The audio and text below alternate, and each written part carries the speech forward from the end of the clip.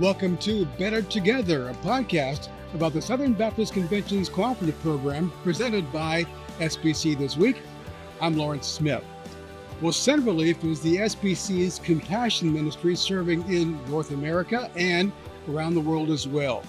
Josh Benton with Send Relief North America and Jason Cox with Send Relief International are with us today. Thanks for joining us. We appreciate it. Thank you, Lawrence. Yeah, thank you. Josh, as you know, Southern Baptists are a compassionate people, a generous people, and that is often expressed through Send Relief. So talk about what Send Relief does and what you do for Send Relief. No, thank you. So Send Relief's been around really since 2017, and we do things like support disaster relief, so Southern Baptist Disaster Relief at state conventions, but we also have missionaries on the national side all over North America that are working in communities day in and day out, meeting community needs and sharing the hope of the gospel. And so you're right, absolutely right. Southern Baptists are compassionate, they're generous. It's because of that missional backbone of the SBC that we get to do what we do. And in that, we get to care for communities and share the gospel to people that are hurting both spiritually and physically in different ways. And then, of course, internationally, we're doing that kind of stuff all over the world as well. I want to get to the international part in just a second, but many of us are familiar with the state disaster relief team. It's very popular, right? Very compassionate. So how does Send Relief partner with those individual state disaster relief teams? That's a great question. And one, we couldn't do what we do as it relates to disaster relief without SBDR.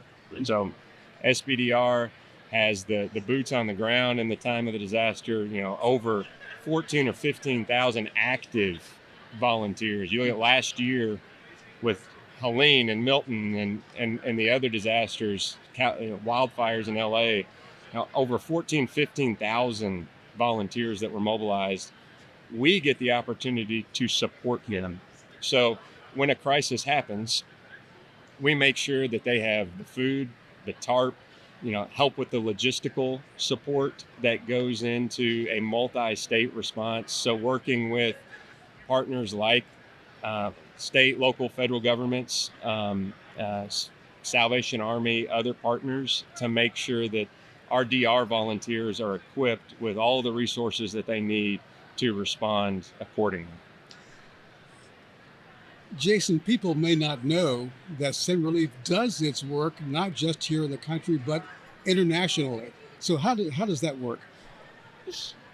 It looks a little bit differently than the national side, but we operate all around the world. The thing that's important to realize about Send Relief internationally is that we run on the tracks of the International Mission Board. Over 3,500 missionaries supported by the cooperative program, a lot of new Christmas offering. So in times of crisis, really anywhere in the world, we have a couple things that this really does for us as Send Relief internationally. We are able to respond quickly because of IMB presence around the world, and we're able to respond strategically because all of our work is in support of IMB strategies wherever the crisis strikes. And so we do a lot of disaster relief, whether it's natural disasters like cyclones, hurricanes, volcanoes, mudslides, wildfires, drought, flood, all these kind of different things happen all over the world. Most of them will never make the news, but we're engaged in those crises from Madagascar all the way to Malaysia. And so, but that's the most visible part of what we do. That's what's going to be in the news when crisis strikes. Ukraine, Sudan, Myanmar, those kinds of things. What is not as visible is just the ongoing work alongside our IMB missionaries and their closest partners, primarily through community development. Now, community development, what I mean by that, it could be all kinds of clean water projects. It could be sustainable farming. It could be nutrition. It could be women's empowerment, job skills training, all kinds of things, family-based orphan care.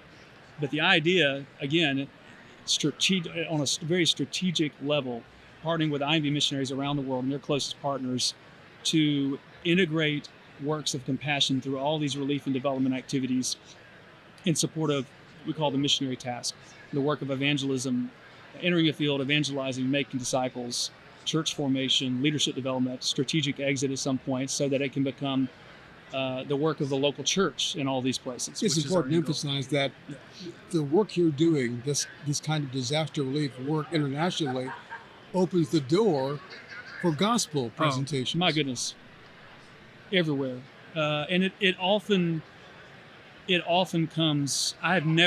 Lawrence, I've never, in all my work through the years in international crises, whether man-made or natural, because a lot of the crises that we live in the Middle East, Ukraine, these are man-made crises that result in some of the worst humanitarian catastrophes of our generation.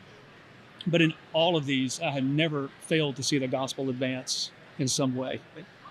And so we are there to help both nationally through SBDR in partnership with Southern Baptist Disaster Relief, state conventions, or internationally in partnership with our national partners and IMB missionaries. We're there to help steward the crises of our day for gospel advance. So talk about how both this national work and international work are made possible by the cooperative program.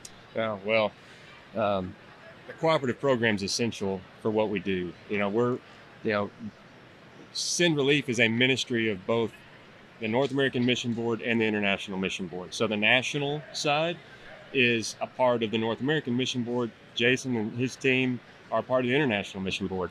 So that cooperative program giving that churches are so faithful with helps support the work that's going on day in and day out. Our ministry centers, we have 16 ministry centers across North America that are doing ministry every day in very difficult communities, whether it's Skid Row in Los Angeles or tough communities in the Bronx to rural areas like Ashland, Kentucky, and Porcupine, South Dakota, is that we have missionaries there that are working day in and day out, and cooperative program giving helps support that ministry so that missionaries can do things like after school programs for kids.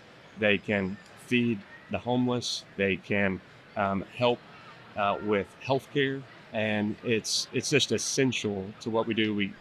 It's a critical strategic part of our ministry. So this obviously funds the work, but it also funds the training for the work. Yeah, that's exactly. So talk about the importance of having a trained force to be able to do this.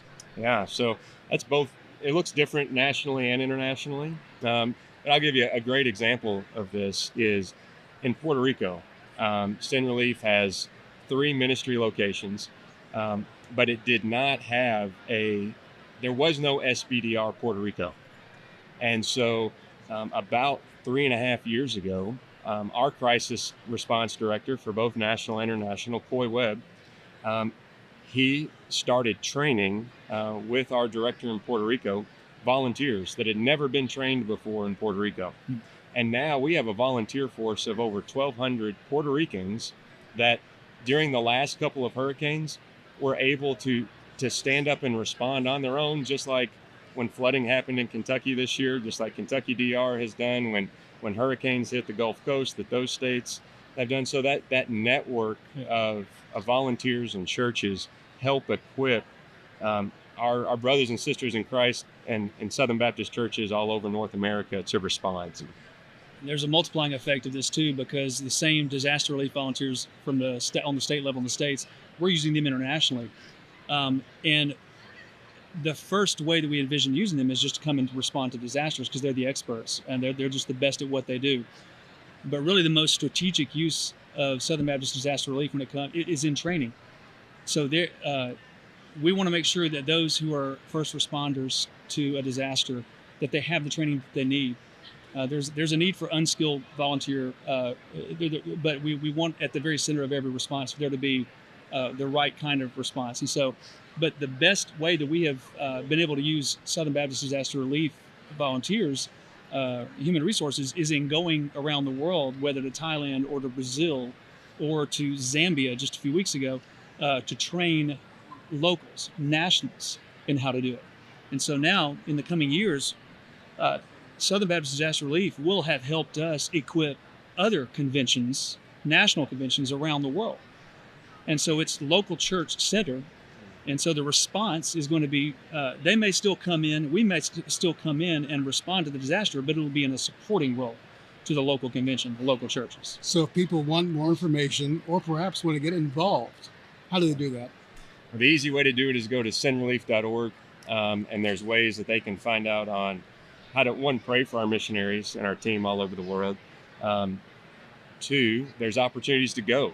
You know, we talk about disaster relief, and most of that training takes place within a state convention, and those deployments. But within our ministry centers, we have opportunities, and internationally as well, for churches to take mission trips all over the world to work with Sin Relief and IMB missionaries.